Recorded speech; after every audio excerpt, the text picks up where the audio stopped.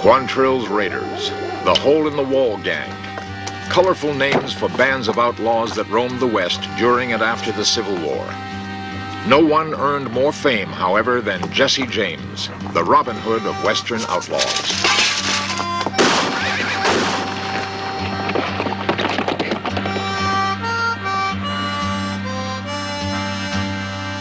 Most historians maintain that Jesse was killed 6 years after his doomed Northfield, Minnesota raid.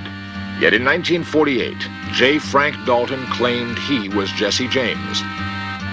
Is it possible that Jesse James could have perpetrated a hoax on the entire country for over 60 years?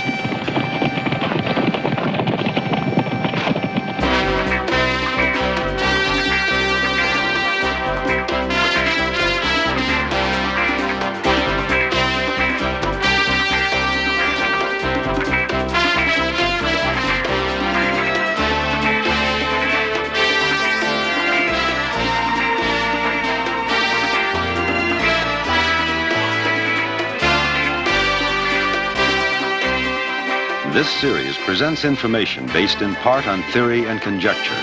The producer's purpose is to suggest some possible explanations, but not necessarily the only ones, to the mysteries we will examine. James was a lad who killed many men. He robbed the Glendale train, and he stole from the rich to give to the poor. Everyone knew of his name. Jesse had a wife to mourn for his life, 2 children, they were brave. But that dirty little coward that shot Mr. Howard laid Jesse James in his grave. It was on a Saturday night, Jesse was alone, talking to his family so brave. Robert Ford came along like a thief in the night and laid poor Jesse in his grave. Jesse had a wife to mourn for his life, 2 children, they were brave. But that dirty little coward that shot Mr. Howard laid Jesse James in his grave. Yeah, that dirty little coward that shot Mr. Howard laid Jesse James in his grave. On April 3rd, 1882, Jesse James was straightening a picture when suddenly a gunshot was fired. Reports said that Jesse James was dead. Was it really Jesse James who was shot in the head that day in Kearney, Missouri?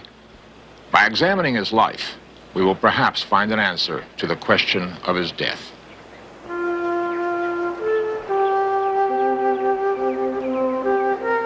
Jesse James is the only outlaw whose birthplace has been immortalized as a state monument. The house's curator is Dr. Milton Perry. Jesse James is America's Robin Hood in legend. I don't think there's any question about that. The famous Robin Hood story is the one in which Frank and Jesse were returning from a robbery, and depending upon where you've heard it, it could have taken place in Missouri or Arkansas or Kentucky or wherever. And they stopped at a farmhouse and asked for lunch. The farm lady, and that was the custom at the time, consented and was fixing their meal. And while she was doing this, they noticed she was crying. And they asked her the reason why. And she said that she was a widow with 2 young children, and that the house was mortgaged, and the mortgage would be foreclosed that afternoon. So Frank or Jesse supposedly tell her that they are Frank and Jesse, and they would like to help her pay off the mortgage, and they asked her how much it was. She named the sum, they gave her the money, they left, the banker came, the mortgage was paid, it was burned, but strangely on the way back, the banker was ambushed by 2 masked men who stole all the money he had. John Quantrill led a group of ex-Confederate raiders of which Frank and Jesse were members. Frank and Jesse both joined Quantrill's Raiders during the Civil War because they were a very popular unit from this area, and they were directly associated with a number of Quantrill's men.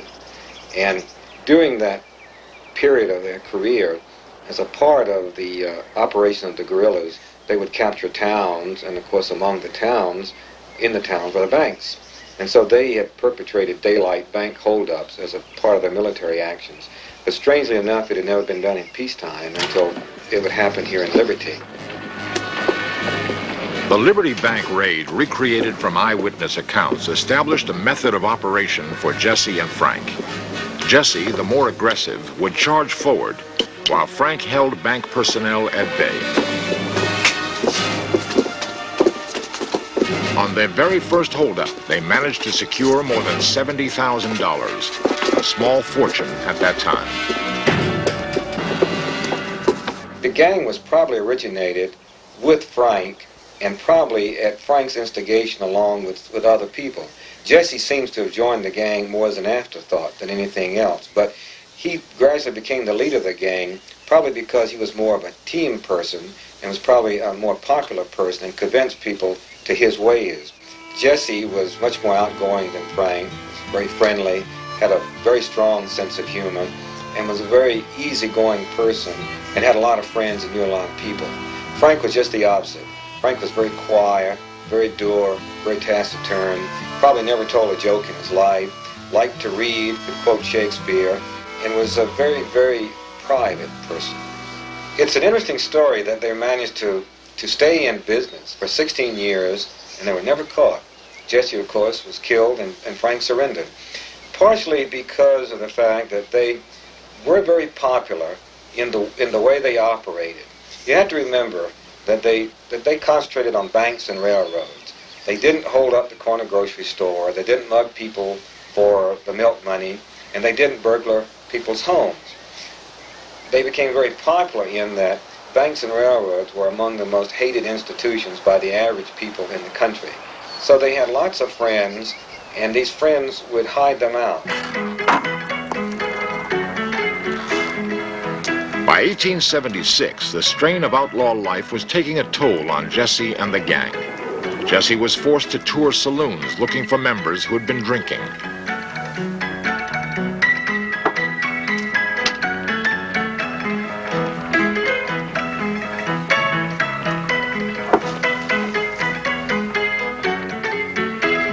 The risk of being seen in town before a job cut the odds of getting away. Jesse was afraid that someone might recognize them and set up an ambush.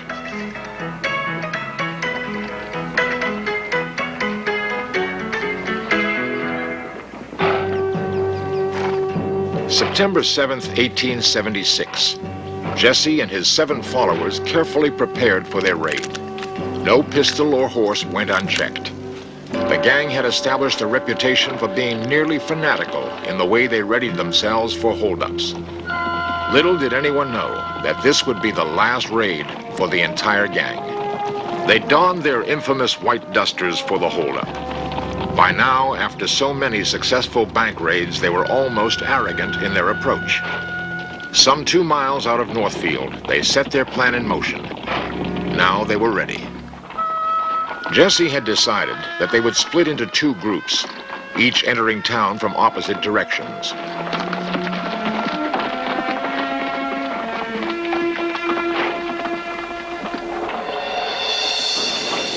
Northfield was a small community of 500 people. It was a center for agriculture, industry, and banking trade. Their target bank was in fact the point of deposit for a number of smaller area banks.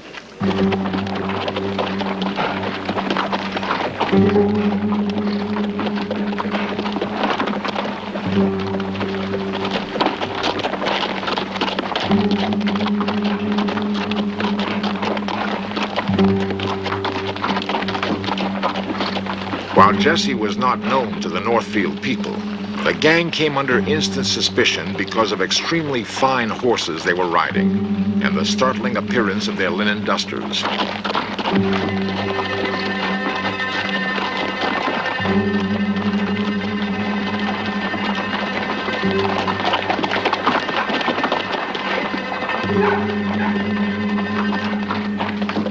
As the group rode in, they warily inspected the town, looking for anyone who would spell trouble. Little did they know that this raid would be the end of their long string of successful bank robberies.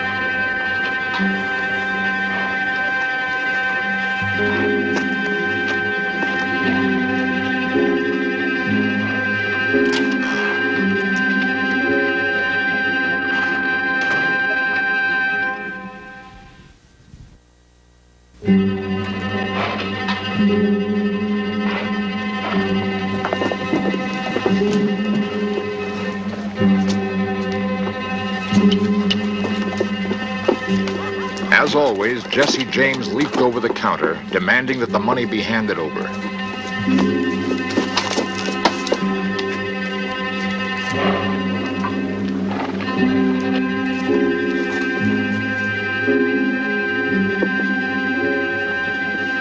Several of the bank employees grappled with the bandits. In the confusion, one of the tellers escaped, yelling, "Murder! Murder!" Jesse fired at the fleeing man, but missed.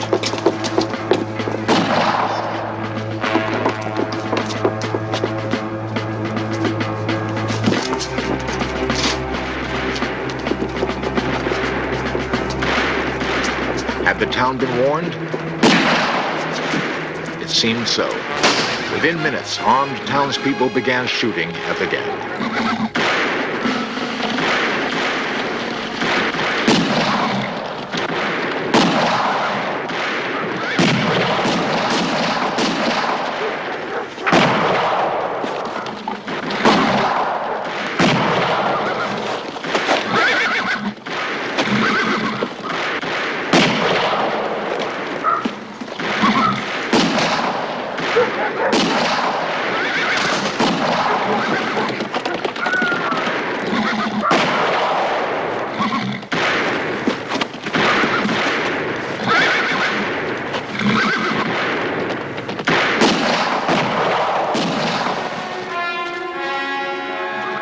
Killed instantly were Clee Miller, Charlie Pitts, and another member of the gang, Bill Edgewood.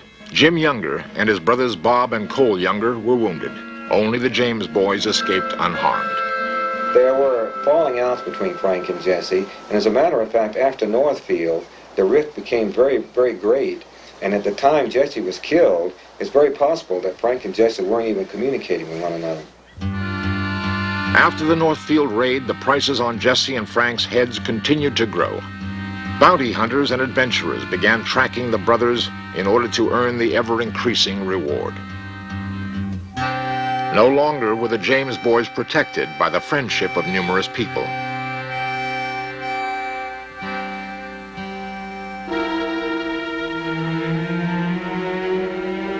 Bob Ford is the man most historians claim killed Jesse James. There are, however, conflicting stories about Jesse's death. Jesse was planning the robbery of the Platte City Bank with Charlie and Bob Ford. Zerelda James, Jesse's wife, was working in the kitchen while Jesse laid out his ideas for a successful raid.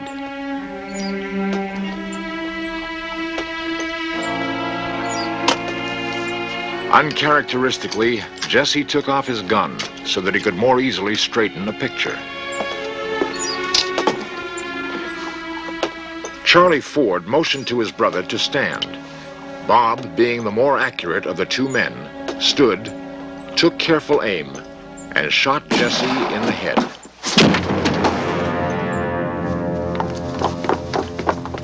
Both Ford brothers claimed it was an accident. Could it be, however, part of a plot to end the pursuit of Jesse? It is known that Jesse's mother refused to identify the body.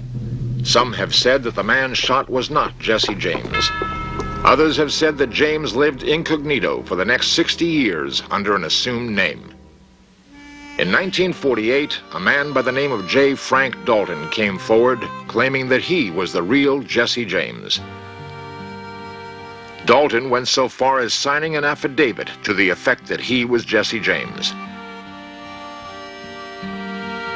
According to newspaper clippings of the time, some 25,000 people turned out for a parade in Lawton, Oklahoma, showing off Dalton as the real Jesse James. It seems almost inconceivable that an imposter could have been in Jesse's place. Yet only a few relatives had pictures of Jesse, which is one of the reasons he had eluded capture. Carl Brian, a respected historian of the James robberies and author of The Escapades of Frank and Jesse James. The statement that Mrs. Zerelda James stated the body was not that of her son Jesse James is not too hard to understand, because during the Western days, there was a lot of people who would not identify outlaws and so on in order that the reward would not be paid. But later on she says it was, and Zerelda James did admit that it was her son, and there's no question that it was. After being on public display, Jesse was buried at his mother's home. Interestingly enough, he was later moved to a public cemetery.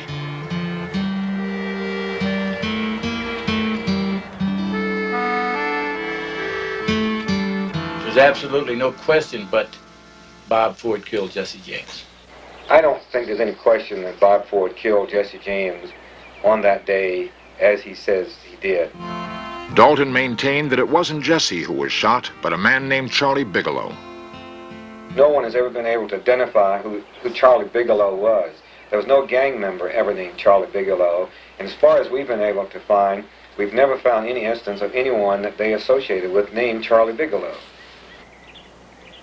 Ironically, however, John Nicholson, Jesse James' grandnephew, was able to lead In Search of Cameras to the very site where two Bigelow brothers were buried. Nicholson explains what he knows about their mysterious deaths. The Bigelows was buried in the old Haynesville Cemetery, right up by Holt, Missouri. Their gravestones have fell over and very hard to find. And I've heard my grandfather say that they was hauled up there in an old spring wagon, and that the blood was running out into the spring wagon on the ground when they was hauled up there because there was no embalming at that time. As far as I know, I've heard that Jesse and Frank killed him, but as far as that, I couldn't say for sure. Both grave markers bear the year 1884. If John Nicholson's story is correct, the Bigelows would have been buried 2 years after Jesse's death in 1882. And John James was in the picture in 1935. He came forward and said that he was Jesse James. He had the same name but no relation. And there was a famous trial in Excelsior Springs at that particular time for this disproving or proving that he was Jesse James, and he could not even name his half-brother's name. And it found out that he was using the same story that Dalton used, that Bigelow was transferred to be Jesse James, and he was killed so Jesse could get away. And of course, Jesse James was such a family-loving man that even if the story had been true, he would have never left his family destitute like they were for many years after his death. Jesse James was a lad who killed many men. He robbed the Glendale train, and he stole from the rich to give to the poor. Everyone heard of his name. Jesse had a wife to mourn for his life, 2 children, they were brave. But that dirty little coward that shot Mr. Howard laid poor Jesse in his grave. It was a Saturday night and Jesse was alone, talking to his family so brave. Robert Ford came along like a thief in the night and laid poor Jesse in his grave. Jesse had a wife to mourn for his life, 2 children, they were brave. But that dirty little coward that shot Mr. Howard laid Jesse James in his grave. Yes, that dirty little coward that shot Mr. Howard laid Jesse James in his grave. Jesse James, both in this country and abroad, is one of the best-known Americans, of all Americans, who ever lived at any time in any period. And he's also the Robin Hood, the romantic figure in our folklore and legend and history. And I think it's because Jesse James had style. I think he had mystique. He was daring. He was a cavalier-type person. And I think it captured the public imagination then, and I think it still captures the public imagination because it's a very romantic time. I maintain that if there wasn't a Jesse James, he would have been invented. As far as I know, they never robbed an individual. The only thing they robbed was banks and trains. I can't, I've never been ashamed of being kin to him as far as that goes. Well, it seems to me that anyone like Jesse James or the younger brothers or Dillinger, the more time that passes, they become more folk heroes, and people like to talk about them, especially in Missouri and the border states where all this happened during the Civil War. And I think that Jesse James, to become a legend, died at the right time. Both men are now dead. Who knows if the true Jesse James is buried in the plot in Kearney, Missouri?